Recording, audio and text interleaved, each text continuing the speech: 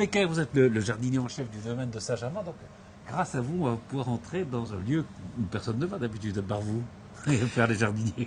Oui, c'est vrai, c'est notre lieu de production pour les plantes. Là, ici, on est au milieu de toutes les plantes, on est en avril, au milieu des plantes qui vont être sur les grands parterres durant cet été. Tout ça. Tout ça, ça va se... produit par va les se jardiniers retrouver. uniquement. Ouais. Ailleurs, on achète. Nous, on a toujours décidé, parce qu'on fait partie des métiers d'art, du ministère de la Culture et de la Communication, on a décidé de continuer à préserver nos métiers, à acheter des graines, à choisir spécifiquement nos variétés. Et donc, on joue sur des teintes, des couleurs, des hauteurs, et on a un choix exceptionnel. Ça. Et ça va être implanté quand alors? Alors, ça va être installé mi-mai, Mi-mai, pour d'accord. être, je dirais, bien développé mi-juin sur le terrain, sur les grands parterres, face au château. Là, c'est un de vos lieux de travail privilégiés, ici?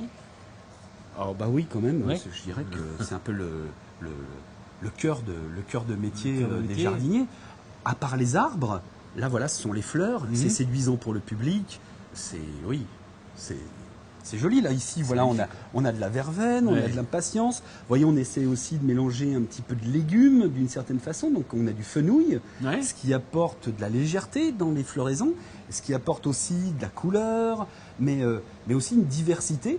C'est bien de montrer aussi au public que un légume n'est pas forcément qu'un légume, ou une plante aromatique n'est pas que ça. Ça veut dire que quoi? Vous commencez à travailler au mois d'avril avant Ah non, vous êtes au repos. ça, en fait, le plan de plantation a été fait depuis 1 an, Ouais. parce qu'il nous faut sélectionner, déjà faire des marchés, Ouais, puisque oui, maintenant on n'a pas trop le choix, faire des marchés, sélectionner les entreprises qui vont nous livrer ces plantes-là. C'est un peu des marchés publics, enfin, Oui, oui, ouais, pareil, c'est bien sûr. les mêmes règles. Ouais, c'est les mêmes. Oui.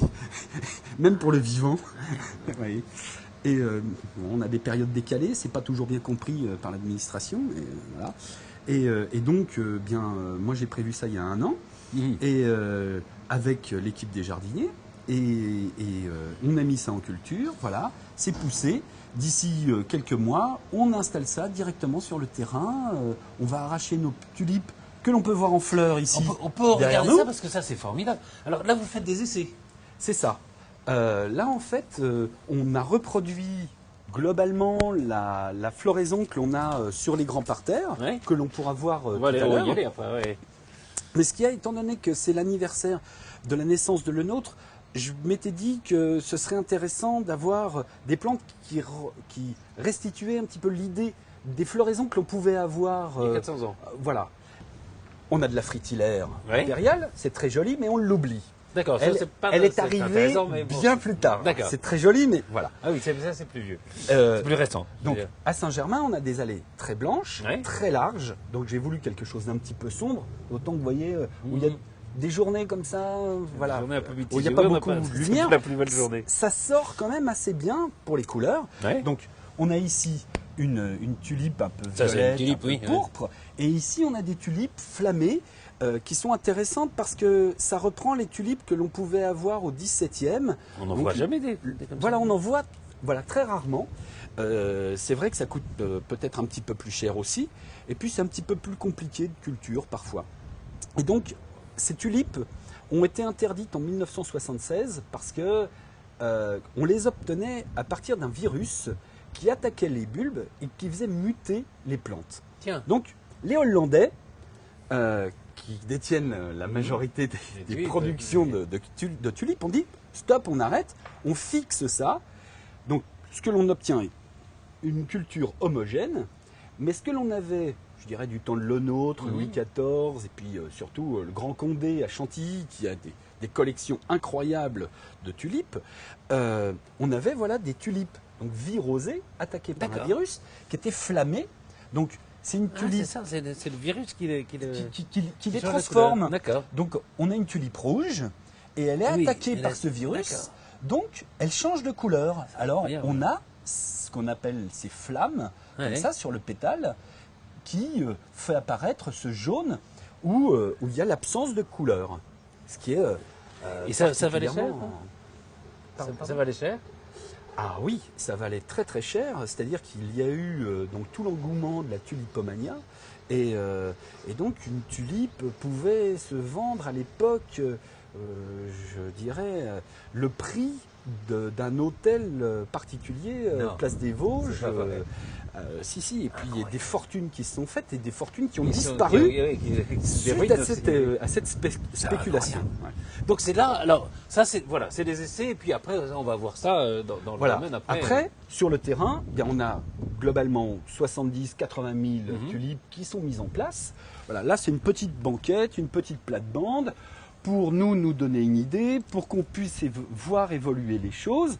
Mais sur le terrain, ça nous permet aussi d'être plus réactifs grâce à ce genre de choses parce que ça a été planté un petit peu plus tôt.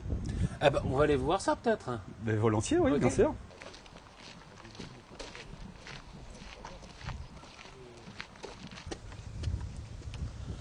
Alors là, où est-ce qu'on arrive Il y a des petites terrasses, c'est ça? Alors voilà, c'est ça, on arrive sur la petite terrasse, c'était les anciens jardins de la Dauphine. Et donc, ben, ça nous permet d'avoir la vue. Perspective. Voilà, je trouve que c'est la plus belle des vues que l'on puisse avoir sur la grande terrasse. On n'a pas de Le chance Nôtre. avec le temps, hein. On n'a pas de chance avec le temps. C'est un peu bouché. Mais sinon, en effet, donc la grande terrasse, quand on prend la totalité, c'est 2 km C'est 400. énorme, oui, c'est ça. Voilà. Et donc, on va jusqu'au Ménil, en direction de Maison Lafitte.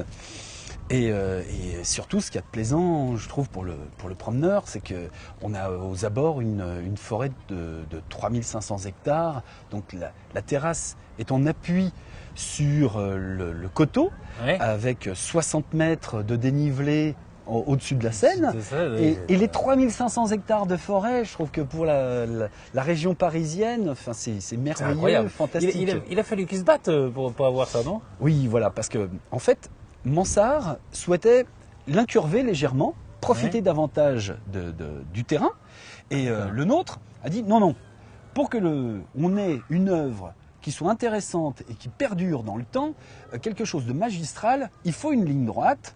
Donc il explique, c'est le seul plan annoté de le nôtre, de sa main, c'est Saint-Germain-en-Laye, où il précise exactement, voilà, Exactement ce qu'il il veut, faut ce que ce qu'il soit faut. droit. Ah, d'accord. Et donc Colbert, ministre des Finances, a dit il a raison, c'est vrai, c'est quand même pour le roi. Donc faisons cette ligne droite, ça coûtera plus Il a cher. gagné contre l'architecte. Et donc voilà, on a ce résultat de nos jours qui continue, qui est entretenu, qui perdure et qui surprend toujours le visiteur parce que c'est tout un Ouais, c'est jeu incroyable. d'anamorphose, c'est-à-dire d'abus de l'œil du visiteur. Il faut savoir que le nôtre a fait ses armes dans le cabinet de peinture de Simon Vouet et donc il apprend les règles de perspective. C'est ça, il y a des perspectives absolument incroyables. Et là-bas, évidemment, ça va très loin aussi. Ça allait très loin. Ça allait très loin. Voilà, c'était tout le château pas neuf. réduit, oui, depuis, Voilà.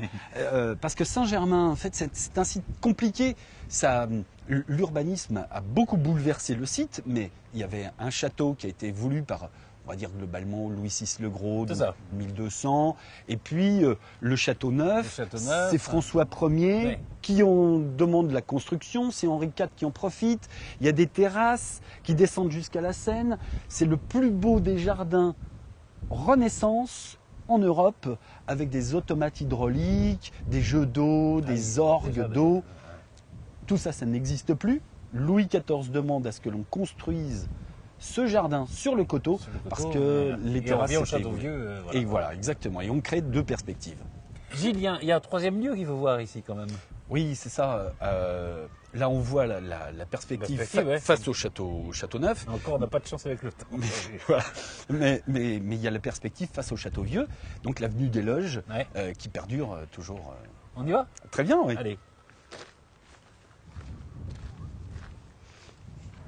Donc Gilles, là, on est dans cette perspective absolument extraordinaire. Donc on a le château derrière, C'est ça. les allées de chaque côté. Alors, il y a un jeu formidable de couleurs, non, je trouve, enfin, entre le château, l'allée qui est blanche et ces massifs qui sont plutôt sombres, alors. C'est ça. Alors, voilà, donc on a voulu, en cette année le nôtre, faire un rappel à ce qui pouvait se faire. Mais il est vrai que sur les banquettes, donc on a des couleurs sombres parce qu'on a une très large allée Ouais. blanche. Donc en contrebas, on a ce qu'on appelle aussi des passe-pieds. C'est avec de la chamotte, de la brique concassée qui rappelle la façade. Et puis on a les bahuts de buis taillés qui maintiennent en hauteur, Oui, ça. voilà, hein, cette ces plantation de plantes bisannuelles. On retrouve les tulipes dont on parlait tout à l'heure. Voilà. Il faut remarquer aussi la taille des arbres. C'est vrai qu'on les voit comme ça, on n'y fait pas attention, mais c'est... C'est ça. Alors, pareil, là, ce sont des gabarits, d'autres hauteurs, bien sûr, parce que là, on monte à une douzaine de mètres. Et là, tout est fait par guide laser. Et ce sont des entreprises spécialisées avec lesquelles on passe des marchés qui nous taillent nos arbres parfaitement, de façon rectiligne, comme le souhaitait le nôtre, puisque... C'est ça, c'est le respect de l'histoire. Ah, ça. exactement. Et globalement... Parce que vous êtes historien, vous, avant d'être jardinier. C'est ça. On n'a pas le temps d'en parler, malheureusement, mais on en parlera une autre fois, parce que c'est... Alors, et là, on a la perspective Voilà. sur ce Et qu'on donc, appelle l'avenue des Loges. Voilà. Donnant depuis le château, depuis Ah, le balcon du roi et sa chambre, on avait la perspective, comme sur l'avenue des Loges. Donc on a globalement 3 km de perspective, pareil avec des anamorphoses. On abuse l'œil du visiteur sur cet axe qui va jusqu'à la maison des Loges. Bon, on va se mettre pas là. On va la voir, là. C'est quand même... Alors, on n'a toujours pas de chance avec le temps. Je disais un mot quand même sur vous, on en reparlera une autre fois, mais donc vous avez une maîtrise d'histoire de l'art au départ. C'est ça, oui. Et alors, comment on devient jardinier après? Bien, moi Vous êtes historien, quoi. Voilà, je veux dire, moi voilà. c'est un hasard de circonstance. C'est parce que ça me plaisait de travailler à la fois sur l'histoire, le terrain, le végétal, de travailler avec des gens, de faire plaisir au public et de conserver aussi notre patrimoine. Et donc, bien, j'ai fait la connaissance des jardiniers du ministère de la Culture et de la Communication. Et j'ai passé les concours, j'ai travaillé aux Tuileries. Et puis après, je suis rentré à Saint-Germain en tant que jardinier en chef, en passant. Et donc vous continuez, là vous avez les deux passions, l'histoire qui continue, parce que Exactement. là on respecte Voilà. ce qu'on disait, hein, le nôtre, ses plans, et puis on crée aussi. Et puis voilà, comme par exemple pour cet été, eh bien, on va faire vivre un petit peu ce patrimoine qui évolue sans cesse. Avec de l'art contemporain. Voilà. Alors si vous êtes Exactement. d'accord, on reviendra au moment des installations, et puis si vous êtes toujours d'accord, on visitera, parce que là on n'a pas eu le temps de le faire.